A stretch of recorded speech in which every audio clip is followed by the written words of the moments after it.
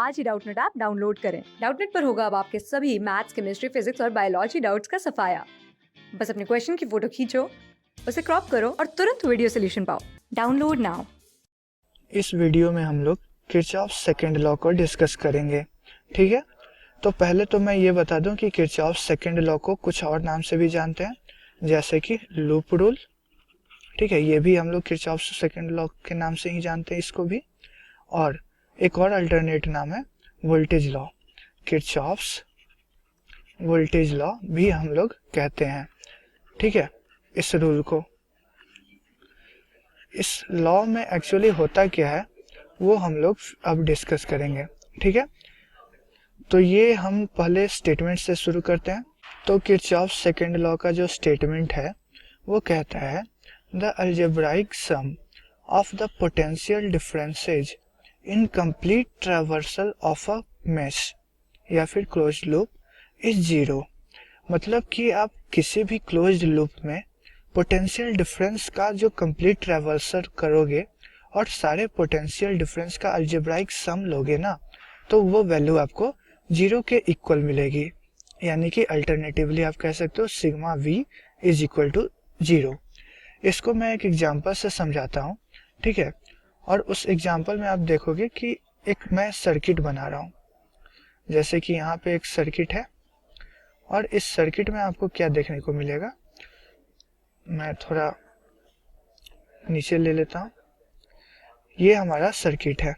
ठीक है, ये एक्चुअली कंप्लीट सर्किट नहीं है, ये किसी सर्किट का मैं पार्ट बना रहा हूँ।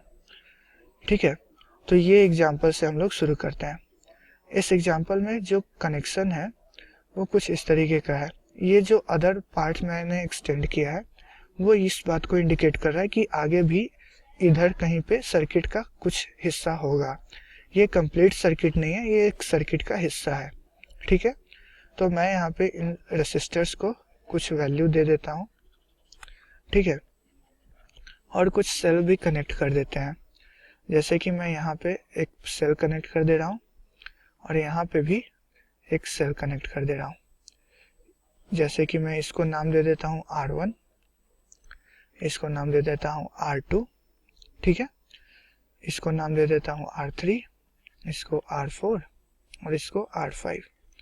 और जो फर्दर हमारा ये जो सेल कनेक्टेड है इनके EMFs को भी मैं इंडिकेट कर देता हूँ E1 और E2। ठीक है, ये हमारा कुछ भी एक सर्किट है। ये कंप्लीट सर्किट था, उसका कुछ हिस्सा ये है। मैंने इस हिस्सा को क्यों कंसीडर किया, क्योंकि ये हिस्सा जो है एक लूप, क्लोज्ड लूप का फॉर्म ले रहा है। ठीक है, तो हम लोग जब भी जो ये किरचॉफ सेकंड लॉ है वो अप्लाई करेंगे तो एक क्लोज्ड लूप उसके लिए हमें जरूरी पड़ेगा। तो यहाँ पे हमें एक क्लोज्ड लूप मिल रहा है, तो इसलिए हम लोग इसमें किरचॉफ वोल्टेज लॉ लगा सकते हैं। तो मैं कुछ पॉइंट्स को इंडिकेट कर रहा हूँ, ए, बी, सी, डी और इसको भी ई कह देते हैं। तो अब हम लोग क्या करेंगे, एक एक करके पोटेंशियल डिफरेंस लिखना शुरू करते हैं। तो स्टार्ट आप पॉइंट ए से कर लो। ठीक है, तो पॉइंट ए से इस डायरेक्शन में बढ़ते हैं। अच्छा, मैंने करंट की वैल्यू इंडिकेट नहीं की सारे ब्रांचेज में, तो वो भी मैं कर देता हूँ। जैसे कि इस ब्रांच में करंट जो है वो I1 फ्लो कर रहा होगा, इस ब्रांच में करंट I2, इस ब्रांच में I3 करंट, इस ब्रांच में करंट की वैल्यू जो है वो I4 में बोल देता हूँ। तो यही I4 करंट इस ब्रांच में भी फ्लो करेगा, क्योंकि कहीं से सर्किट का अलग से कनेक्शन नहीं है। तो इस रेसिस्टर से भी जो करंट होगा वो I4 होगा। तो अब हम लोग लिखते हैं किरचॉफ सेकंड लॉ का इक्वेशन। सारे वोल्टेज का समेशन हमें जीरो करना है। अब ए से बी तक का पोटेंशियल डिफरेंस देखते हैं। तो ए से बी तक का पोटेंशियल डिफरेंस में आप देखो करंट का डायरेक्शन क्या है, मतलब कि ए का पोटेंशियल ज़्यादा है और बी का पोटेंशियल कम है। ठीक है, तो हम लोग ए से बी तक जाएंगे तो हमें पोटेंशियल ड्रॉप देखने को मिलेगा। तो जब भी आपको पोटेंशियल ड्रॉप देखने को मिले तो आप क्या लिखोगे, माइनस के साथ आप शुरू करोगे जहाँ भी पोटेंशियल ड्रॉप देखने को मिले। तो ये हो जाएगा हमारा माइनस, ये वैल्यू कितनी हो जाएगी, पोटेंशियल डिफरेंस कितना है ए और बी के बीच में, I1 into R1। Ohm's law से पता चला फिर अब पॉइंट बी पे हम लोग आ गए हैं, पॉइंट बी से अब सी तक देखते हैं। तो फिर से पोटेंशियल ड्रॉप हो रहा है और इस बार वैल्यू कितनी हो जाएगी, I2 into R2 potential difference की वैल्यू हो जाएगी बी और सी के बीच में। अब आप यहाँ से यहाँ तक आओ तो सी और डी के बीच में फिर से पोटेंशियल ड्रॉप देखने को मिलेगा और ये वैल्यू कितनी हो जाएगी, I3 इंटू R3। अब यहाँ पे इस रेसिस्टर से देख लेते हैं। मैं यहाँ पे थोड़ा सा मॉडिफिकेशन कर दे रहा हूँ, ठीक है, ताकि सारा केस कवर हो जाए इसी एग्जांपल में। मैं यहाँ पे करंट का डायरेक्शन ये एज्यूम कर ले रहा हूँ, मतलब कि I4 करंट जो है वो इस डायरेक्शन में फ्लो कर रहा है, ठीक है। तो अब आप देख सकते हो कि यहाँ पे इस रेसिस्टर के थ्रू D और E के बीच में आप क्या देखोगे कि इस रेसिस्टर के थ्रू करंट का डायरेक्शन जो है वो इस तरीके से है, मतलब कि इस पॉइंट का जो पोटेंशियल होगा, ठीक है, वो ज़्यादा होगा पॉइंट डी के पोटेंशियल से, मतलब कि डी से इस पॉइंट तक अगर बढ़ रहे हैं हम लोग, ठीक है, तो हमें क्या देखने को मिलेगा, पोटेंशियल में इंक्रीज देखने को मिलेगा। और जहाँ भी पोटेंशियल में इंक्रीज देखने को मिले वहाँ पे आप प्लस साइन देना, ठीक है। तो प्लस साइन के साथ जो पोटेंशियल डिफरेंस है उसको लिखेंगे, तो ये हो जाएगा हमारा I4 इंटू R4।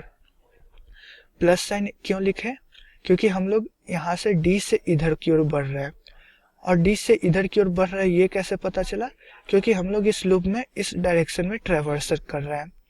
यहाँ से आप देखो A से B तक बढ़े, B से C तक बढ़े, C से D तक, अब D से यहाँ तक बढ़ेंगे। तो इस पॉइंट को मैं नाम दे रहा हूँ कि ये पॉइंट हमारा F है। तो हम लोग क्या देख रहे हैं कि D से F तक पोटेंशियल में इंक्रीज देखने को मिल रहा है, तो इसलिए यहाँ पे प्लस साइन दिया।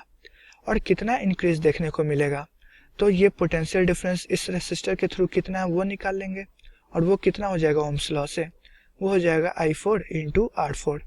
तो ये वैल्यू हो जाएगी। तो इतना इंक्रीज देखने को मिला पोटेंशियल का D से F तक, तो ये प्लस के साथ हमने ये वैल्यू लिख लिया।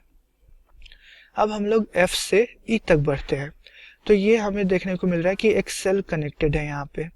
तो इस सेल के कारण हमें क्या देखने को मिलेगा कि इसका जो नेगेटिव टर्मिनल है उससे पॉजिटिव टर्मिनल की ओर जाएंगे तो पोटेंशियल इंक्रीज देखने को मिलेगा, मतलब कि F लो पोटेंशियल पे होगा, E हाई पोटेंशियल पे होगा, ठीक है।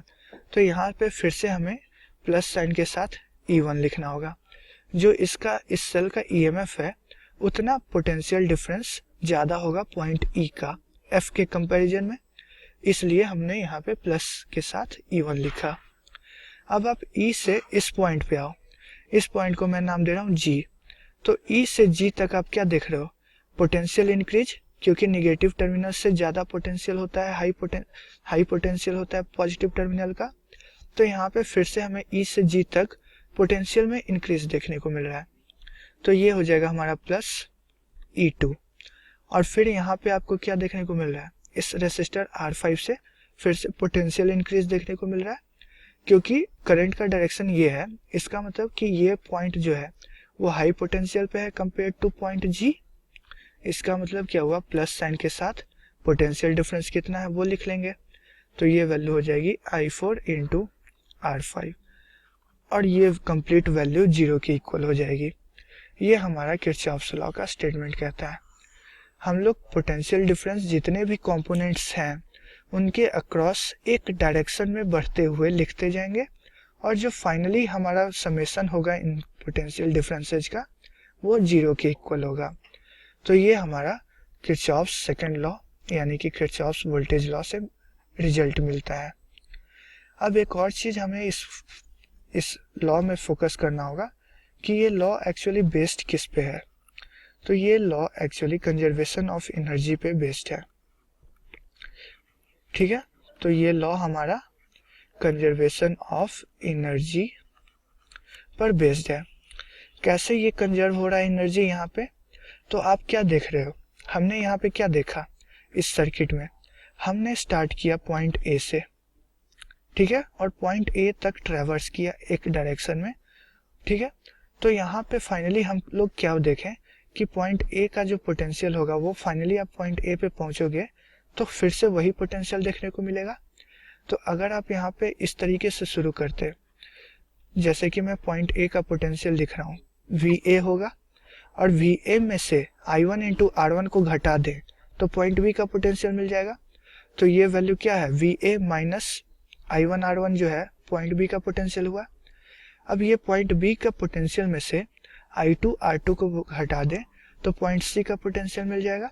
तो ये जो तीनों टर्म है हमारा, ये क्या हो गया, ये टर्म हमारा पॉइंट C के पोटेंशियल के इक्वल हो गया। सिमिलरली पॉइंट D का जो पोटेंशियल है, पॉइंट C का पोटेंशियल में से I3 इंटू R3 को घटाना होगा तो ये D का पोटेंशियल हो जाएगा। तो ये जो पूरी वैल्यू है वो पॉइंट D की पोटेंशियल हो गई। सिमिलरली अगर इसमें I4 इंटू R4 ऐड कर दे तो ये वैल्यू, ये कंप्लीट वैल्यू जो है पॉइंट F का पोटेंशियल मिल जाएगा। अब पॉइंट F में फिर से E1 को ऐड कर दे तो पॉइंट E का पोटेंशियल मिल जाएगा। फिर उसमें E2 को ऐड कर दे तो पॉइंट G का पोटेंशियल मिल जाएगा। और फिर उसमें I4 इंटू R5 ऐड कर दे तो फिर से पॉइंट A का पोटेंशियल मिल जाएगा। तो अगर इस VA के साथ इस एक्सप्रेशन को देखें तो ये जो हमारा राइट हैंड साइड में है वो टर्म हमारा क्या हो जाएगा, वापस VA के इक्वल हो जाएगा। मतलब VA के साथ इस इक्वेशन को लिखे तो ये हमारा VA के इक्वल हो रहा है और लेफ्ट हैंड साइड में और राइट हैंड साइड में दोनों में VA कॉमन हो रहा है। तो दोनों को आप कैंसिल कर दो तो रिजल्टेंट इक्वेशन हमारा यही रिड्यूस हो जाता है। तो ये भी एक अल्टरनेट वे है लिखने का किरचॉफ सेकंड लॉ को। अब मैं यहाँ पे डिस्कस कर रहा था कंजर्वेशन ऑफ एनर्जी का। तो आप पॉइंट A से किसी Q चार्ज को मूव कराओ इस पाथ के थ्रू, तो अगर ये जो पोटेंशियल डिफरेंस है उनका समेशन 0 नहीं होगा तो आपको क्या देखने को मिलेगा कि जो इस पॉइंट चार्ज का Q जो हमने एज्यूम किया था उसको सर्कुलेट किया है इस पाथ के थ्रू, तो उसको कुछ एनर्जी मिल जाएगी। क्योंकि आप जानते हो कि किसी भी पॉइंट को किसी भी चार्ज को किसी दो ऐसे पॉइंट के बीच में ट्रेवर्स करवाते हो जिसके बीच का पोटेंशियल डिफरेंस V है, तो उसको एक एनर्जी मिल जाती है और उसकी वैल्यू QV के इक्वल होती है। तो यहाँ भी अगर potential difference, sum of potential difference 0 नहीं होता और कुछ फाइनाइट क्वांटिटी होता, जैसे कि V एज्यूम कर लें कि इस लूप के थ्रू जो समेशन होता है पोटेंशियल डिफरेंस का वो V के इक्वल अगर हो जाए, तो इसका मतलब एक चक्कर इस Q चार्ज को लगवा दें हम तो उसको एनर्जी मिल जाएगी QV के इक्वल। 2 चक्कर लगवा दे तो 2QV के इक्वल मिल जाएगी एनर्जी। 3 चक्कर लगवा दे तो 3QV। वैसे ही अगर चक्कर लगवाते रहे तो एक समय ऐसा आएगा जब उस चार्ज के पास इन्फिनाइट एनर्जी मिल जाएगी। ठीक है, तो ये तो पॉसिबल है नहीं, एनर्जी कभी भी क्रिएट हम लोग नहीं कर सकते हैं। तो ये हमारा बेसिकली कंजर्वेशन ऑफ एनर्जी पे इसीलिए बेस्ड है, क्योंकि पोटेंशियल डिफरेंस 0 होगा तो चार्ज के पास कोई भी एनर्जी फाइनली नहीं बचेगी इस कंप्लीट ट्रैवर्सल में। तो अल्टीमेटली हमारा ये एक्सप्रेशन हो जाता है किरचॉफ सेकंड लॉ का, और ये बेसिकली कंजर्वेशन ऑफ एनर्जी पे बेस्ड होता है। ठीक है, तो यहीं पे इस वीडियो को हम लोग एंड करते हैं। क्लास 6 से 12 से लेके नीट, IIT, JEE मेंस और एडवांस के लेवल तक 10 मिलियन से ज्यादा स्टूडेंट्स का भरोसा। आज ही डाउनलोड करें डाउटनेट ऐप या व्हाट्सएप कीजिए अपने डाउट्स 8400 400 400 पर।